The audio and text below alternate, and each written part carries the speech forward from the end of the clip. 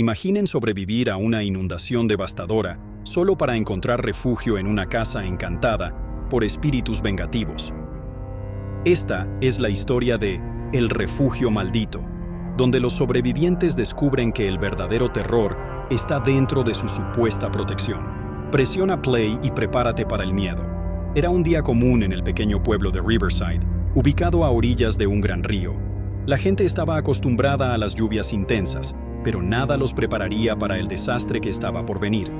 Las lluvias torrenciales convirtieron el río en una fuerza destructiva, rompiendo presas e inundando la ciudad en pocas horas.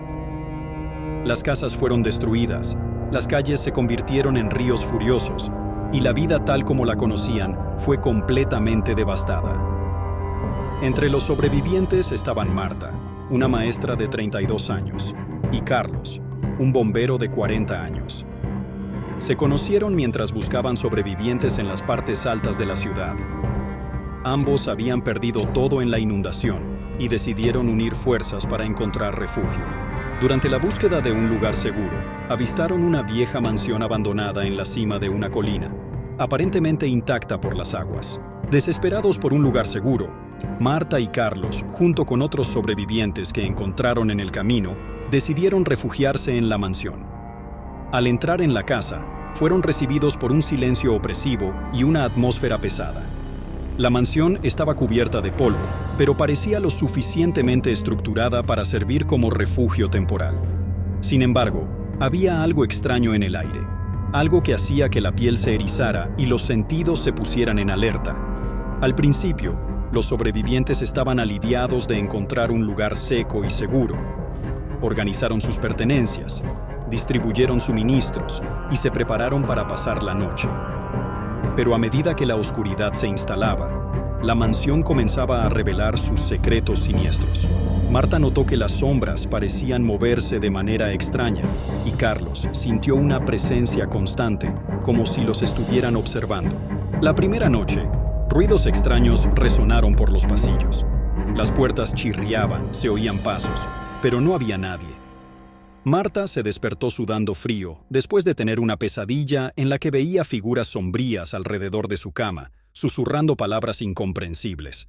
Carlos, decidido a mantener a todos seguros, decidió investigar, pero no encontró nada más que pasillos oscuros y habitaciones vacías. A medida que pasaban los días, los eventos sobrenaturales se intensificaban. Los objetos se movían solos, se escuchaban voces susurrando nombres, y aparecían figuras espectrales en los espejos. Una noche, una de las sobrevivientes, Ana, desapareció sin dejar rastro. Su grito resonó por la casa, pero cuando todos corrieron a ver qué había pasado, no encontraron nada más que una habitación vacía y una sensación de terror creciente. Marta, decidida a descubrir qué estaba pasando, encontró un viejo diario escondido en un cajón polvoriento. El diario pertenecía al antiguo propietario de la mansión, un hombre llamado Jonathan Blackwood. A través de las páginas amarillentas, descubrió que la mansión había sido escenario de horribles tragedias. Jonathan era un hombre cruel, que realizaba rituales oscuros y sacrificaba inocentes para obtener poder. Los espíritus de las víctimas de Jonathan estaban atrapados en la mansión, buscando venganza. No permitirían que nadie saliera con vida, deseando hacer que cada persona que entrara allí sufriera como ellos sufrieron. Marta, al compartir este descubrimiento con los demás, se dio cuenta de que todos estaban en gran peligro.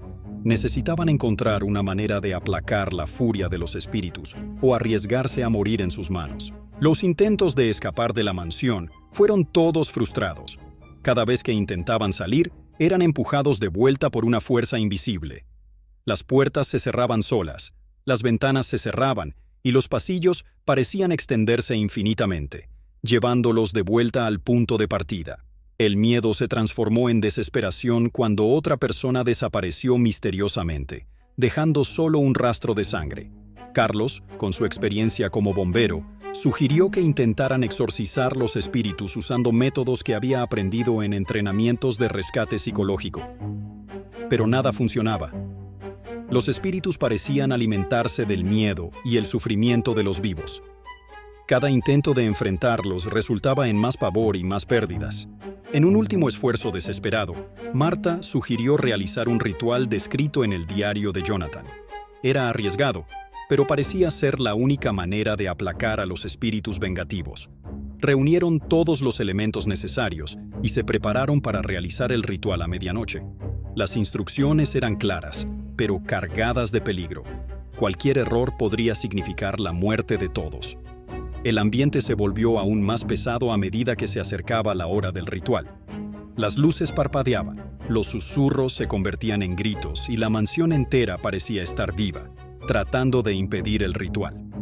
Sin embargo, con determinación, Marta y Carlos comenzaron el proceso, recitando las palabras del diario y ofreciendo los sacrificios necesarios. Las velas se apagaron y una oscuridad profunda envolvió a todos. En el clímax del ritual, los espíritus se manifestaron con fuerza total. Las paredes temblaban, figuras espectrales rodeaban al grupo, y el aire estaba lleno de un frío cortante. Marta y Carlos, en un esfuerzo desesperado, continuaron recitando las palabras, incluso cuando sentían que sus propias vidas estaban siendo drenadas. Un grito ensordecedor llenó la mansión, y por un momento, todo se detuvo. La mansión fue envuelta por una explosión de energía, arrojando a todos al suelo.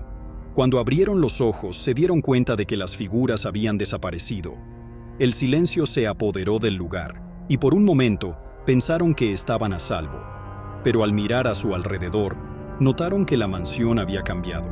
Las paredes estaban cubiertas de sangre, y los rostros de las víctimas de Jonathan estaban grabados en las superficies, mirándolos directamente. La paz momentánea fue rota cuando se dieron cuenta de que los espíritus no habían sido aplacados, sino que habían sido despertados por completo.